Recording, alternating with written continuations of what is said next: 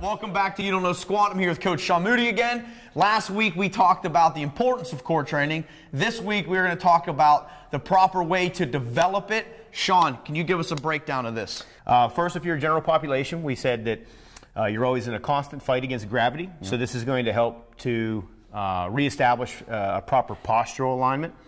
If you're an athlete, we talked about how the core is basically the center point for the body and its role or importance in projecting and accepting forces to the extremities of the body. And then third, finally, we mentioned that core training will help to avoid injury. For the sake of the video series, we're going to talk right below the chin to the belt line. We also talked about the side of the body, and then from the back, we're going to address everything from right to the base of the neck to right underneath the glutes. First portion we're going to talk about is the flexion and bracing aspect, and we're going to work the front portion of our abdominals. We're going to be talking about the forearm plank, the bracing aspect of it, the straight leg sit-up crunch, and the suitcases. So let's get into this. The level of intensity needs to be based on your current state of conditioning. Yeah. So don't get discouraged if this is something that's extremely challenging right at the beginning, because the more you execute this and the more you do this, you're going to become better conditioned at it. It's going to become easier to it. So there's kind of a self-governing aspect. We're going to show the proper way to execute the elbow plank or the forearm plank. We're going to talk about bracing and breathing.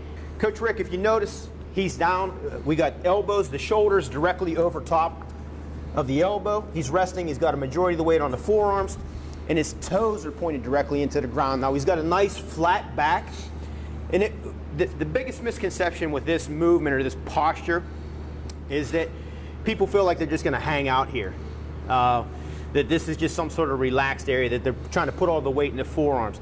You want to try to create as much tension through the entire body as possible. So not only do you want to squeeze what we're calling the abdominals in the front, but he wants to flex the front of his legs, squeeze his buttocks, and create tension through the entire posture, okay? That's extremely important, because the other benefit to this is during that tension that you're creating, you're learning how to breathe properly through the sides of the rib cage during this tension. So typically, how long should I be holding that forearm plank?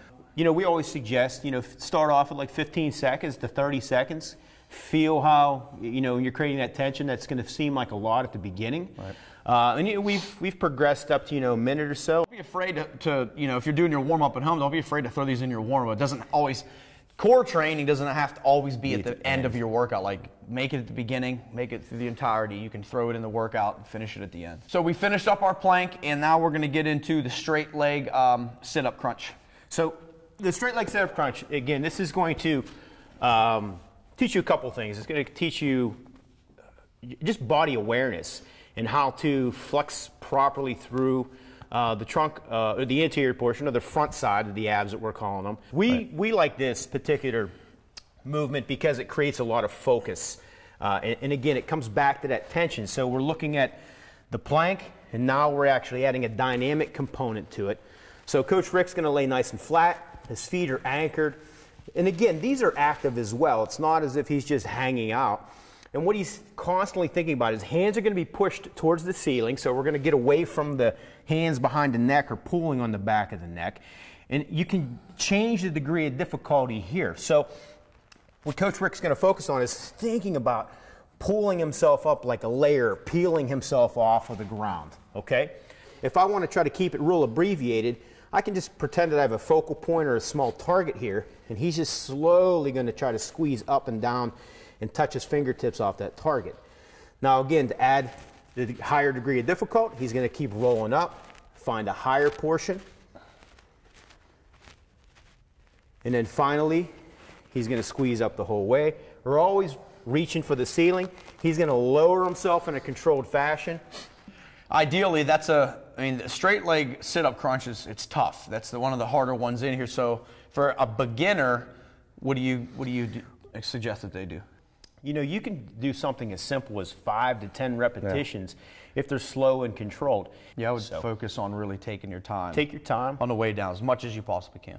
Let's finalize the flexion portion of the core series. We've completed the forearm plank. We've completed the straight leg sit-up crunch, and now we are going to get into the suitcases. We're moving from the most simplistic of postures and stabilization and breathing in the elbow plank. And then we moved on to probably our stage 2, which would be our straight leg crunch or sit up. Right. And now we're going to get into something a little bit more complex. It requires additional coordination. Initially, we're trying to get the heels off the ground. He's going to start in a kind of a closed suitcase position. So for all of you folks out there that like to go on vacation, think about when you get to the hotel room and you pop the clips on that suitcase and you've overloaded the suitcase and it just pops open and unfolds on the bed. So right now, Coach Rick's our closed suitcase, and we're going to undo the latches.